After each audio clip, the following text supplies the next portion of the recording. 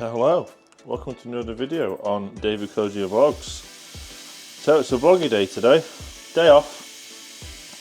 Thought I'd bring you along, meeting Callum later, etc, etc. So, I'm about to go to the gym. I've started a new series on ginger life, dad bod, to decent body. So my whole ethos has changed around food and that, back to eating healthily. Not that I ever ate unhealthily.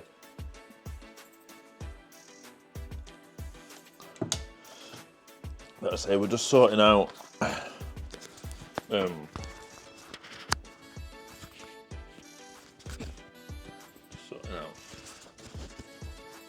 the bag for the gym. Oh, that's my lapel mics. So yeah, if you want to see the training video, you need to go and follow me on Ginger Life. So yeah, day off today. So we've had a chilled out morning with the sexy man. Zoom in on the sexy man, sexy boy. And we're now going to go and train little and often, getting the training in when I've not got Nora, days off. Of course, obviously being a parent and single parenting or co-parenting, there's days that you have it that I can't just disappear to the gym, and I'm not palming her off on parents or anything like that. That's not my style. I'd rather not train and have Nora than pass her off on somebody. So yeah, we're going to go train now. Ginger Life and Fitness, that will be on. If you want to continue watching this one, see what we get up to today. Bye. So, we're just out on a walk with the pooch, and I thought I'd answer some of the questions I get asked about YouTube on a not daily basis, but quite often. So, one is, why do you do YouTube when it makes you no money? Fair point, but my answer to this is, if I was to do YouTube just for the money 7 years down the line, then I wouldn't still be doing it. And if you're going to start a YouTube channel and the sole basis of it being for the money, then that's not a good place to start. Don't want to be doing it just for the money. I do it because of the creative process. I've said this before. I've said this. Being a chef or an ex-chef, are you always a chef? Being an ex-chef, creative process of taking raw ingredients and making it into a meal. I find YouTube fills that void. I take raw ideas of a video, film it, and edit it, and I enjoy the process. Don't do it for the money. Probably it will never make me money to live off, but I enjoy it. So yeah, that's why I do YouTube. That's just it. I get asked, does it take a lot? I'm afraid the wind's not too bad. So yes, it does take a lot of time. When you thinking of the idea, editing it, or thinking of the idea, filming it, editing it, uploading it, and then everything else that goes into that, thumbnails and shorts and tracking it and promoting it. Yeah, it takes a lot of time, but that's all part of the process. It's not a quick fix. And you ask any of the main big YouTubers out there how many years they've been doing it, you get the odd one that is blown up within a couple of weeks. It takes years. And I'm seeing the big picture. I'm seeing growing all of the channels to become some form of something, and it's nice to see it grow. I used to be so focused on I need more views. I find promoting it to your family and friends don't really care what you do. You need people outside of family and friends to notice it. So yeah, it takes a lot of time. I'm not moaning.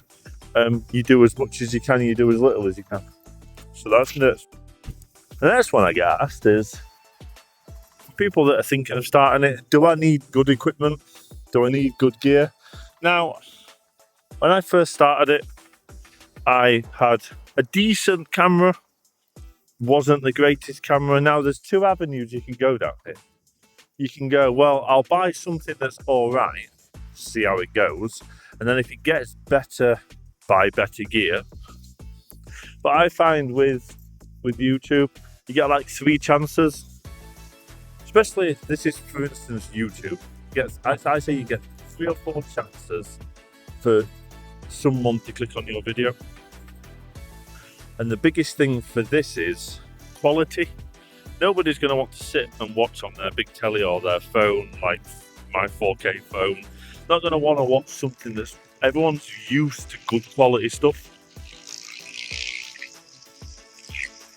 Thought that were on here then. Everyone's used to good quality stuff. Nobody likes less than 1080p. So most phones, this records in 8K if I wanted it to. You don't need a camera, but therefore when you go down footage and upload, getting it onto something that you can edit, having a camera, having an SD card, I find is a lot of an easier option. And if the videos are like a decent length, of a decent quality, 4K is a big file. So having it on an SD card is easier. Having a computer to edit it is easier. My computer's rapid, it's really fast. But you could just do it on your phone if you wanted to. But I would, if the views and the things that I want to do in future, and I can see further down the line, I would buy a decent camera. I've got the Pocket 3. I'm not filming it on the Pocket 3 now, I'm filming it on the phone. But the Pocket 3 is the best and the easiest to use camera out there. The quality of it is insane.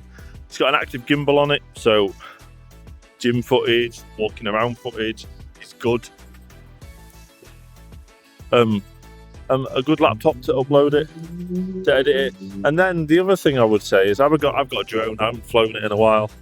All new laws coming out with it, so I'm just waiting to see how things lie before I start doing stuff. And a nice external hard drive, or like Google Drive or Dropbox or something. Because if you've got 4K videos, they'll soon clog up your computer. But no, you don't need good cameras. I just like to have good quality footage. Just like I say, the rule of thirds.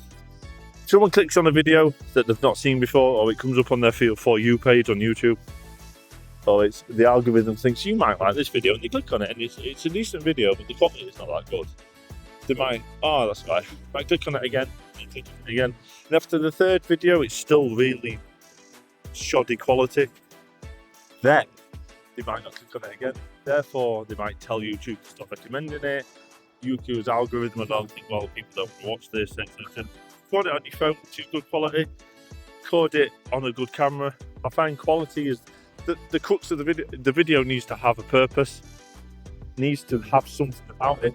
But if it's a good video, good quality, you want something good. The next one I get asked is, how do you actually make money on YouTube?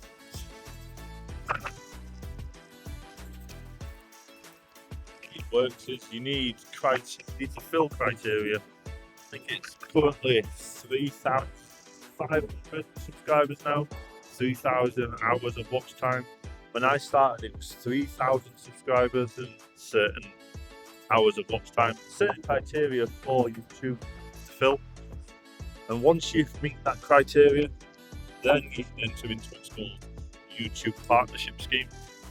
Which therefore means, get this right, you'll enter into a partnership with Google, whereas Google will pay YouTube to put ads on your video.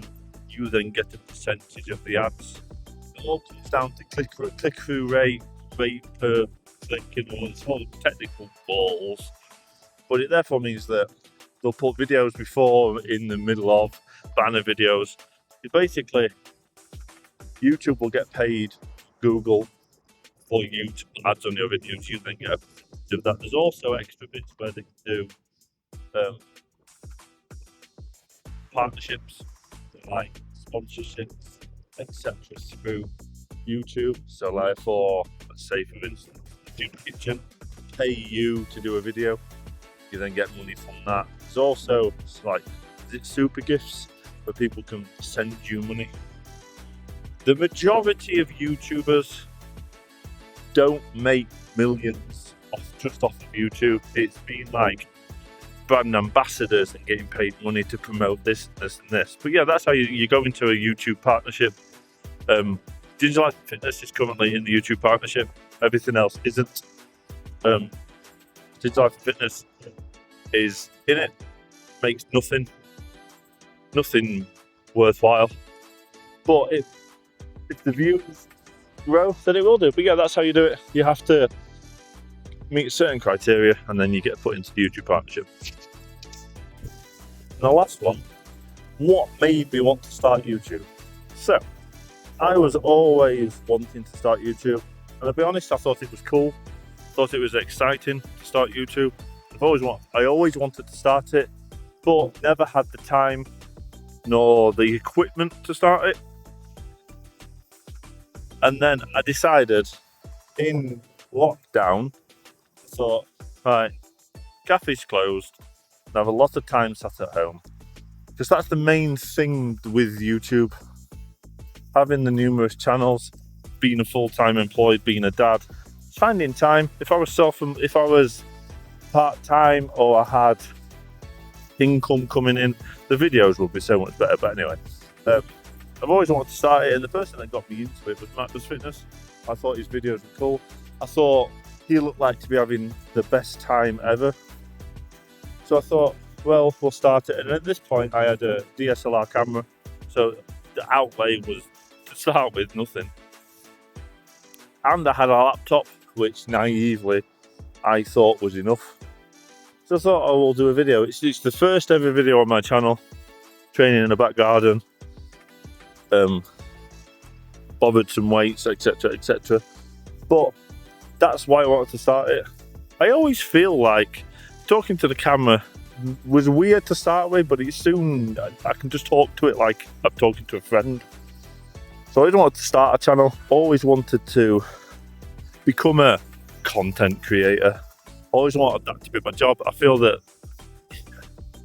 going to other countries and filming in gyms and partnerships and stuff, I feel that would be amazing. I feel that the channel, I do believe that if you believe in something and you work hard enough for something, then it will happen. And believe me, I am busting my guts for this. And I find that if one video on one channel gets traction, I feel it'll pull everything else up. Everything's tagged in geo and linked in this and this and this, so everything's interlinked as like the brand or the business, if you want to call it a business. But yeah, that's why I always wanted to start one. Just try not to trip over Jake. Always wanted to start a channel, and in lockdown I just thought, why not? It's free. Starting a channel is free. Then there's other costs that come with it. But to actually log in and start a YouTube channel and get out your phone is completely free. You just need you just need an email account. So yeah, Matt Does Fitness is one of the main reasons I want to start. And I didn't like him to start with, I thought he was arrogant. But I then thought, well, he seems to be having the right laugh. Why don't I start? Get the wrinkles in my foot. So yeah, that's why I wanted to start one. And I thought in lockdown, not got a job now, so why not do something, occupy my mind? So yeah. The other one I got were, I can't start YouTube because I don't know what I'm doing. No, you can't. So, talked about the equipment side. Everyone's got some form of filming phone. And if you're doing shorts like this, you don't even need to edit them, just upload. You don't need a computer. I didn't know what I'm doing. I've had no formal training. I don't know about cameras. I've self-taught on editing, which people have pointed out, they can tell. You don't need any training, you don't need to go to college, you don't need it. It helps. And maybe down the line you can get an editor and you can get a YouTube videographer, and then you don't have to work. You don't need any training whatsoever to start YouTube. Just start it, pick up, don't go do tomorrow, literally do it there and then, that very moment, that second, pick up the phone. And if you think that, well, no one's going to find me interesting, then you're not going to get very far. If your videos aren't doing very well, that doesn't mean they're not good videos, that just means you've not found the demographic that want to watch it. Billions of people out in the world. Someone will find what you're doing interesting. So if you're watching this video and you're sat there having, do I start a channel? Do I not start a channel? You're obviously watching this on something, whether that's a phone or whether that's a laptop. They've all got a camera. Pick it up, start a YouTube channel, find something that you love, and then go for it. There we go. The other one I get asked is, what's the big dream?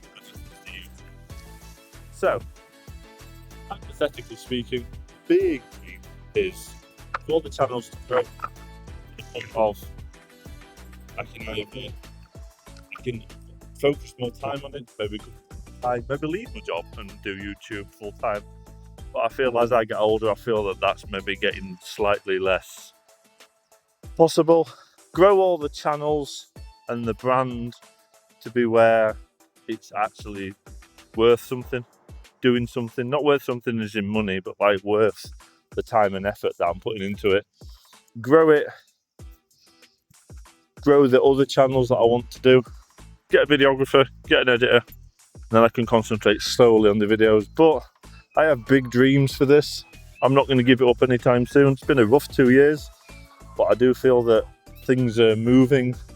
We're coming out the other end of it, and I do feel like I look at my videos on Ginger Life, David Crozier Vlogs, and the other ones, and I like the videos. I think they look really good. I'm really proud at what I'm doing, but just because they're not getting the views doesn't mean they're not good videos. It just means that they're not reaching the demographic, they're not being pushed.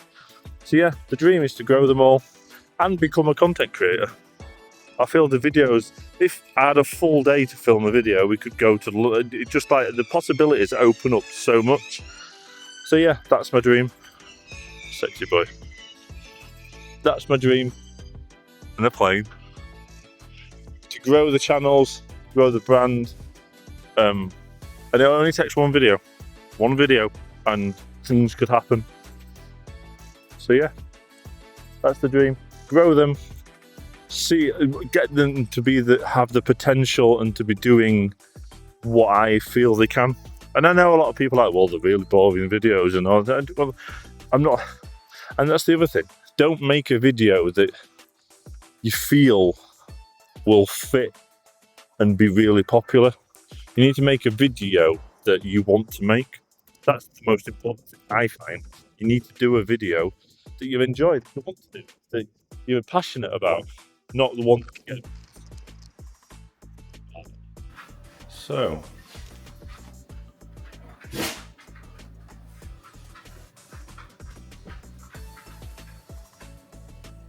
some time has elapsed. We've been shopping. Walked the dog. So, we've been and done some shopping. We've got some little bits. My daughter's coming. Get on your bed. Off. Off. Bed.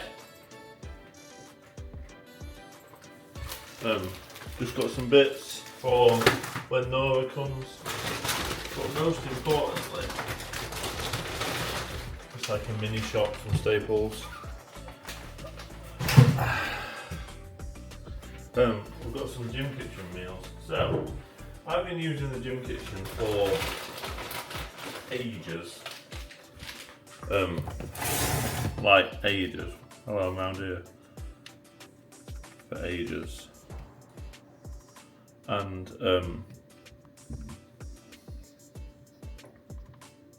I really like them. I think they're really good. Used to be cheaper, but I suppose that's just the world we live in. I got some of these, especially for me being on my own, and to having a busy lifestyle, I find these work really well. I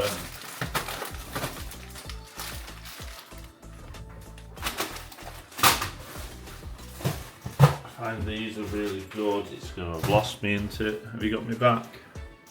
There we go. So, some of these I've used before, some of these I've not. So the ones I've used before, chicken tikka is a good one. The beef one is a good one. Ones I've not used, salt and pepper chicken, and this one, which is blowing my mind, chipotle chicken. So is that spicy or is that barbecue? I don't know what chipotle sauce is, but look at that. You can see it. 59 grams of protein. So in that amount of juice, liquid, I know there's probably protein in the sauce, and there's obviously proteins in the beans and in the chicken. 59 grams of protein. Arguably slightly too much for a meal, but stick them in the fridge.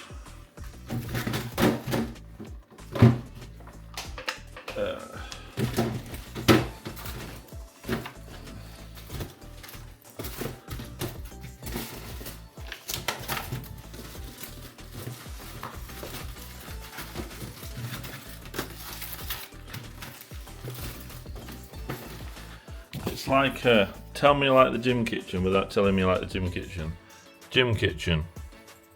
Gym kitchen. Gym kitchen. Gym kitchen. I just like them.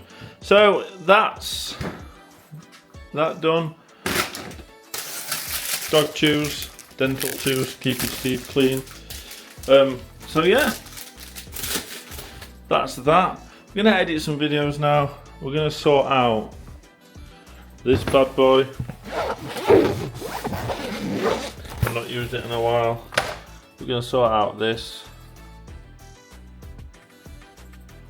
Get this up and working so I can use it again. There's been a lot of some laws have changed on this, so I don't want to go to prison. So yeah, do some editing and I'll catch back in you when we cook that. Generate by AI.